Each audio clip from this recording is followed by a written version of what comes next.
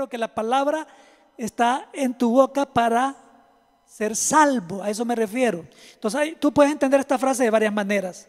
La palabra está cerca en tu boca. Puede estar la palabra cerca en tu boca para maldecir también. Puede estar la palabra cerca en tu boca para reaccionar en un momento de furia. Pero la palabra está cerca en tu boca para tomar la decisión más importante de tu vida. Decir con tu boca, reconocer que Jesucristo es tu Salvador, ahí está salvando toda tu eternidad. Eso no es sencillo. Eso sucede entre la palabra llegando a ti en medio de una prédica como hoy, el Espíritu Santo tocándote y sacudiéndote, y tú entrando en un momento de arrepentimiento a Dios. Ok, escriban por favor, tema 64 del estudio de la epístola de Romanos. Bien, vimos primero la doctrina de la condenación. Todos somos unos condenados. Qué feo suena, ¿va? Por el pecado original estamos condenados todos. El que no viene a Cristo arrepentido va a morir condenado y va a ser condenado a la muerte eterna. Porque lo único que tenemos que hacer nosotros es venir a Cristo para que nos libre de la condenación. Esa fue la primera doctrina que vimos en los primeros capítulos de Romanos.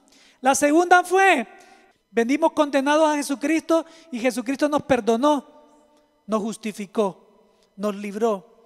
Por su misericordia fuimos salvos. Esa es la doctrina número 2. Luego de ser perdonados y de haber recibido a Jesucristo como Señor y Salvador, fuimos santificados. Quiere decir, fuimos apartados para ser transformados. Y el número 4 es la glorificación. Es una doctrina que todavía no ha pasado para nosotros. Va a suceder cuando nosotros ya lleguemos a una perfección, con un cuerpo nuevo. Esa es la glorificación. Eso va a pasar cuando nos encontremos con Jesucristo en las nubes. Él nos va a dar un cuerpo nuevo, y a partir de ese momento comienza una relación más cercana allá en el cielo con nuestro Padre. Eso va a ser increíble. Mira, te invito esta semana a que te acuestes en tu cama y que veas hacia el cielo y cierres los ojos y comiences a pensar en qué va a pasar, cómo va a ser. Trata de imaginar cómo va a ser cuando tú estés glorificado. Wow, ahí qué estrés, qué depresión, qué opresión, qué tristeza. Ahí no te va, ahí se va a ir, va a entrar un viento y se va a llevar toda tu tristeza, porque cuando tú comiences a meditar en esto, vas a decir, wow, esto sí que vale la pena estar aquí pasando un momentito pequeño para ir con el Señor. Medita, por favor, te invito a que lo hagas sobre lo que es estar glorificado. Eso es lo que viene. De hecho, para Dios nosotros ya estamos glorificados, según Romanos 8, ¿te acuerdas? Cuando el Señor dijo que a nosotros, los que venimos a ser hijos de Él primero nos conoció, segundo nos predestinó, dice. Predestinó significa escogió. Tercero, nos llamó. Cuarto, nos justificó, o sea, nos perdonó, nos hizo sus hijos, pues. Y 5 ya dije, va. 6, nos glorificó. Quiere decir que para Él, ya nosotros ya vamos a tener un cuerpo nuevo, ya está hecho, pues, ya estuvo. Este cuerpo, pues, no nos enamoremos tanto de nuestro cuerpo. Este cuerpo va a desaparecer. Para Él ya estamos glorificados. Ya Él nos imagina con un cuerpo nuevo. Ya estuvo. Lo que nos toca a nosotros aquí es mantener la relación con Él, cumplir sus mandatos, no dejarnos enredar por nada de las pasiones de este mundo. Eso es lo que tenemos que hacer. Ok. Y luego vimos la doctrina de la soberanía de Dios, cómo Dios hizo todos estos detalles en nuestras vidas como seres humanos. Soberanía significa que Dios, Él, conociendo todo, usa cualquier situación, usa personas, no importa que ya ellos hayan optado por el mal, los usa para bendición de los que van a heredar el reino de los cielos, que somos nosotros. Soberanía.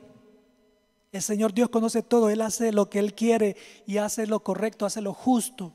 No hay nada que le sorprenda a Él. Todos los seres humanos critican a Dios. ¿Y por qué el coronavirus? El Señor pudo haber detenido el coronavirus, dicen. El Señor cumple sus principios. Las leyes que Él puso, Él mismo las maneja y las respeta.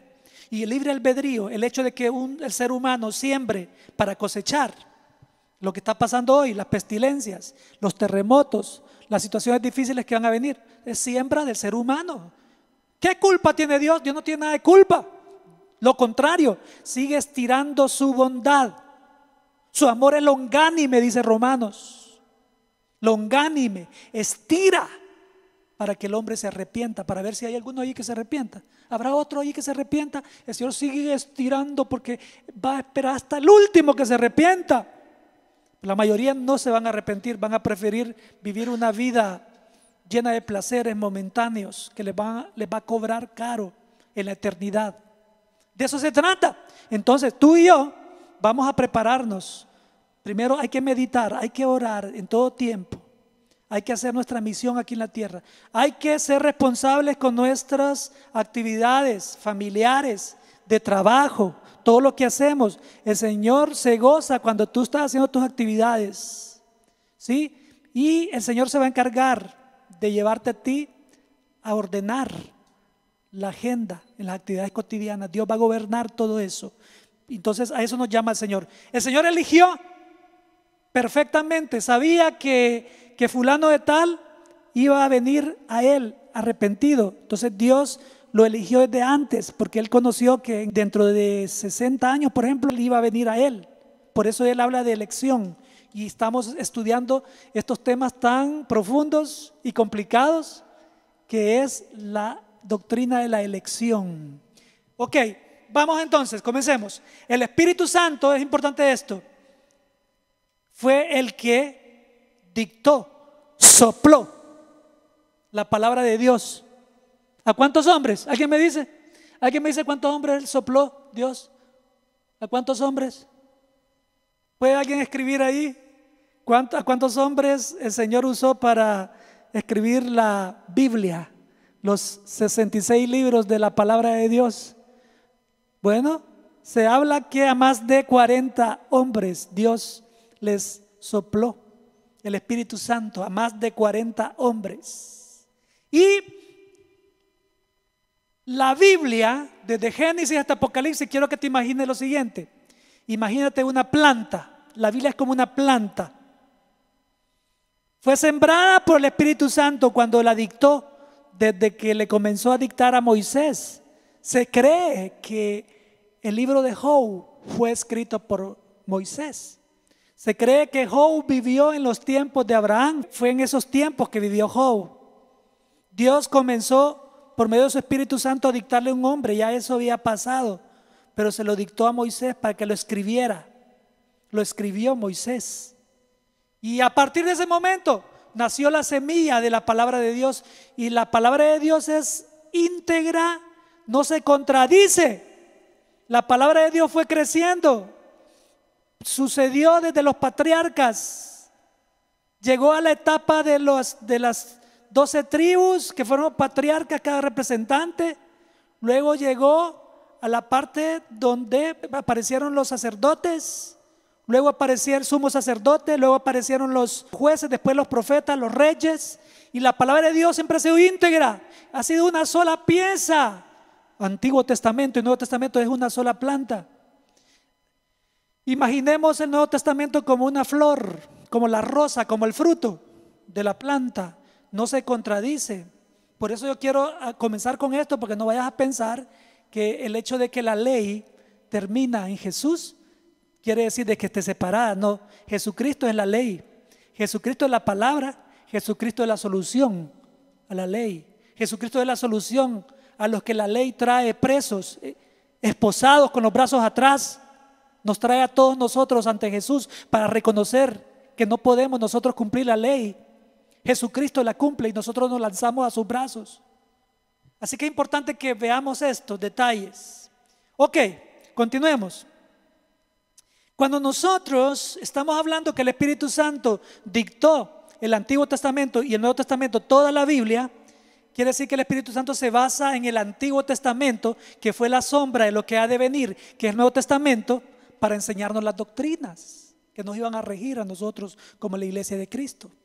En Hebreos 11:2, no está en la pantalla, en el Antiguo Testamento, habla sobre que el Antiguo Testamento, Dios habló ahí a los antepasados varias veces, a través de los patriarcas, a través de los sacerdotes, a través de los profetas.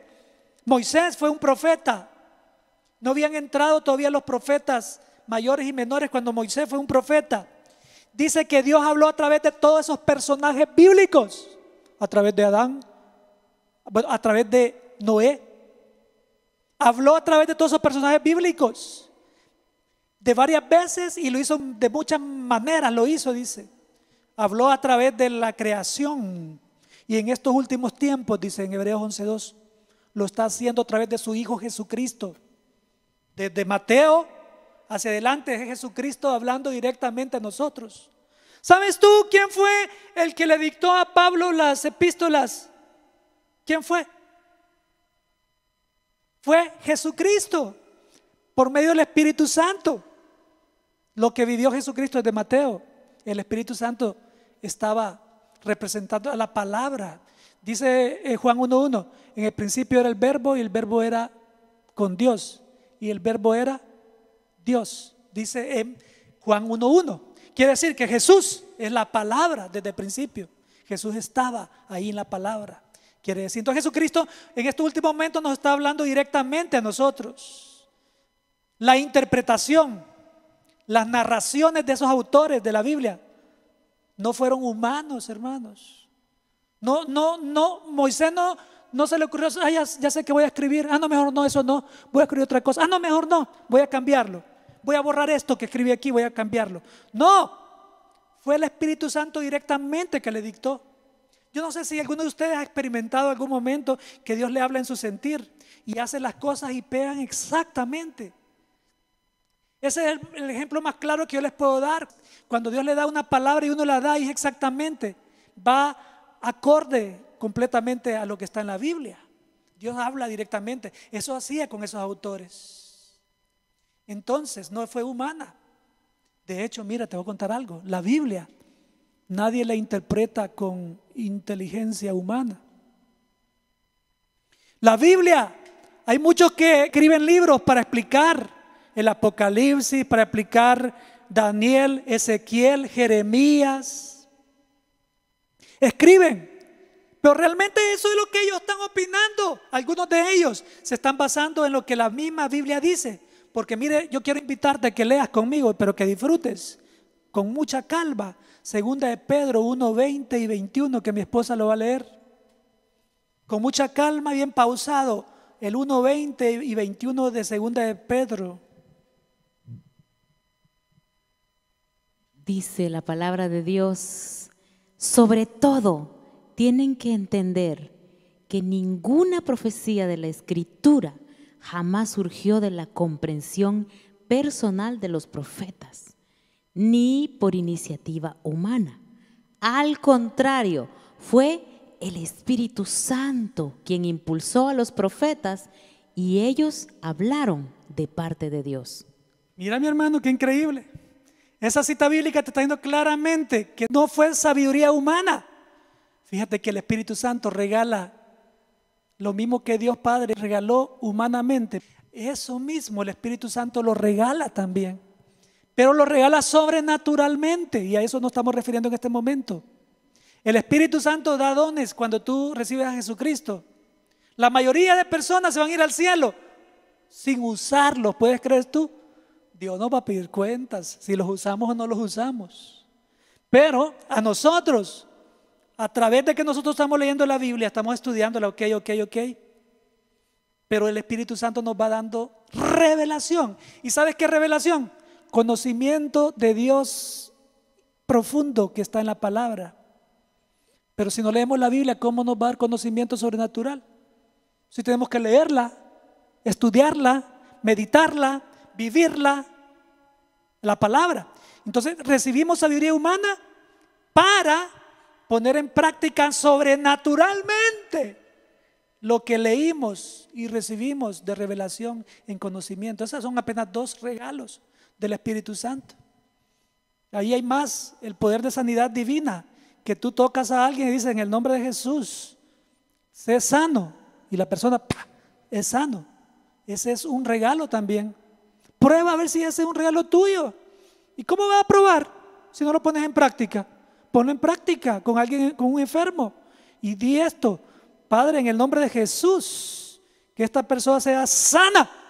Puedes hacerlo por teléfono también, porque no sos tú, es Dios haciéndolo. Prueba todos esos regalos que Dios te ha dado. Pero el Señor nos ha dado tantos regalos sobrenaturales. Continuando, hablemos del error de los judíos. En el tema anterior vimos que los judíos querían basarse a través de sus sabiduría humana, no de la revelación de Dios. Ellos querían aplicar su conocimiento humano, lo que los escribas, los maestros de la ley habían interpretado de la ley, que no era la manera correcta. Jesucristo es el que vino a enseñar la manera correcta de interpretación de la ley que Él dio en el monte de Sinaí, allá a Moisés, cuando le dio las tablas de los mandamientos. Eso no era lo que tenían que interpretar ellos, eso no es lo que quiso decir Dios. Lo que Dios quiso decir, les dio pistas en Deuteronomio cuando les dijo: el Señor Dios uno es, solamente a Él puedes adorarlo. Dijo de entrada, Dios, papá lo dijo. Y cuando dijo eso, dijo: amarás al Señor tu Dios con todo tu corazón, ¿te acuerdas?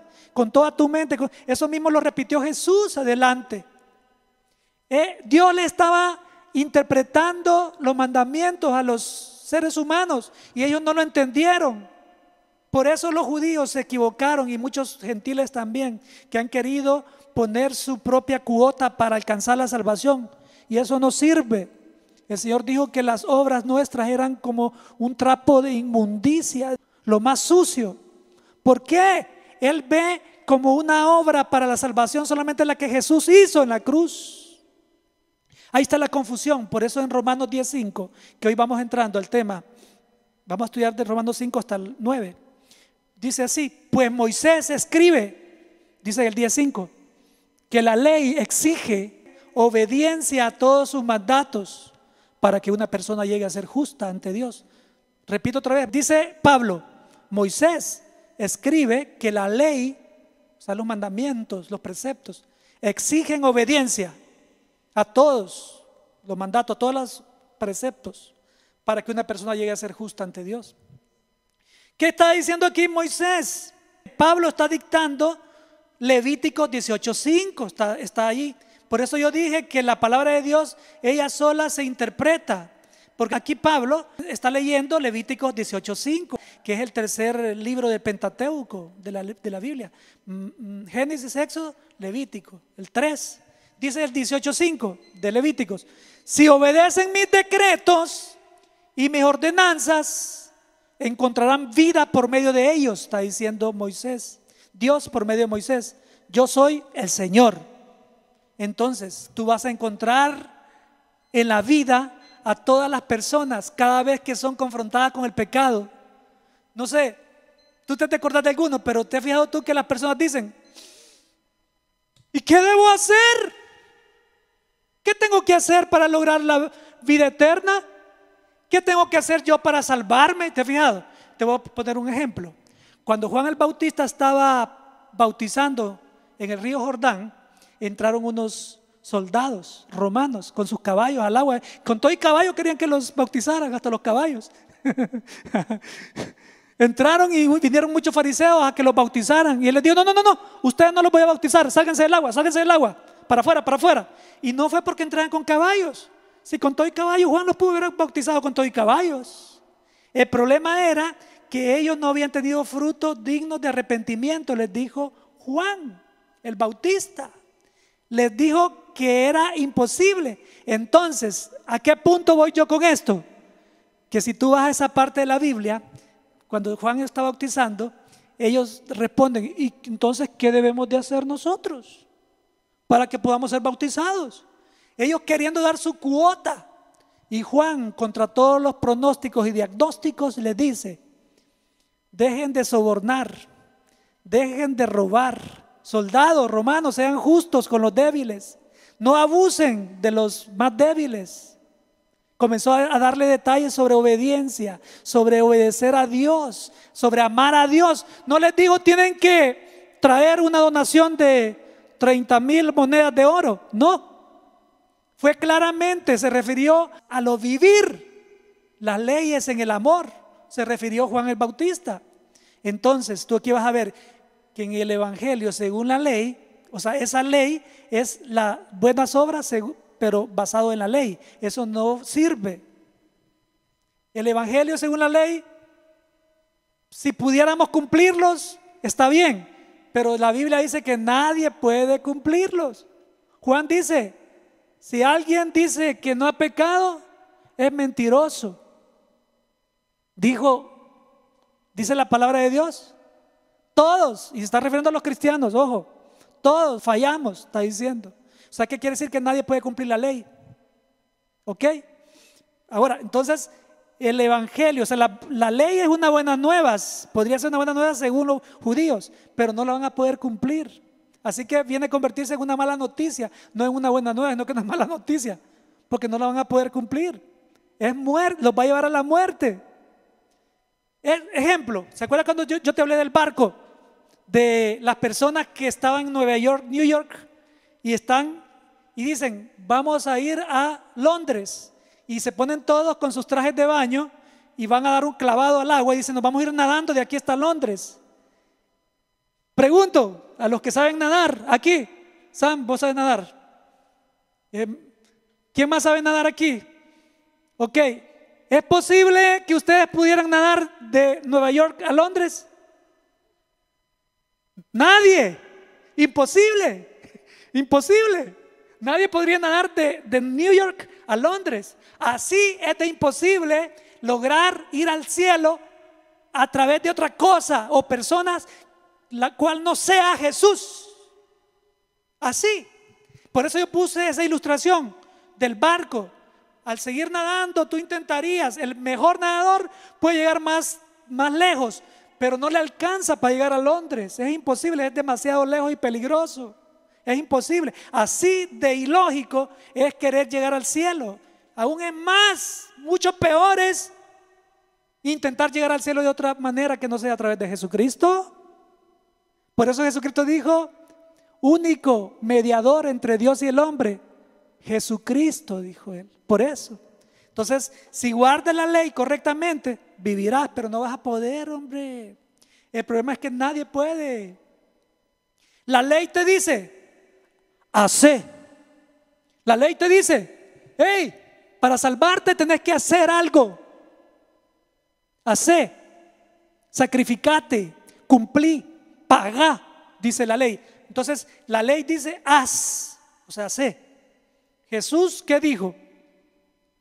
¿Alguien me dice? Hecho. ¿Sí no es cierto que la última palabra que Jesús dijo cuando murió, cuál fue? Consumado es. Como quien dice, finish, finito, o como que dicen, that's it. ¿Sí? Se terminó. Está completado. Eso dijo Jesús. Y la ley te dice, hace algo, papá. Cumplí lo que yo estoy pidiendo. Y viene Jesús contra todos los pronósticos y diagnósticos y lo cumple por nosotros. Lo cumple. Es impresionante. Entonces la ley te dice, tenés que hacer algo. Pagá, sacrificate. Y Jesús dice, no tienes que hacer nada. Si vienes a mí, yo lo hago por ti, dice Jesús.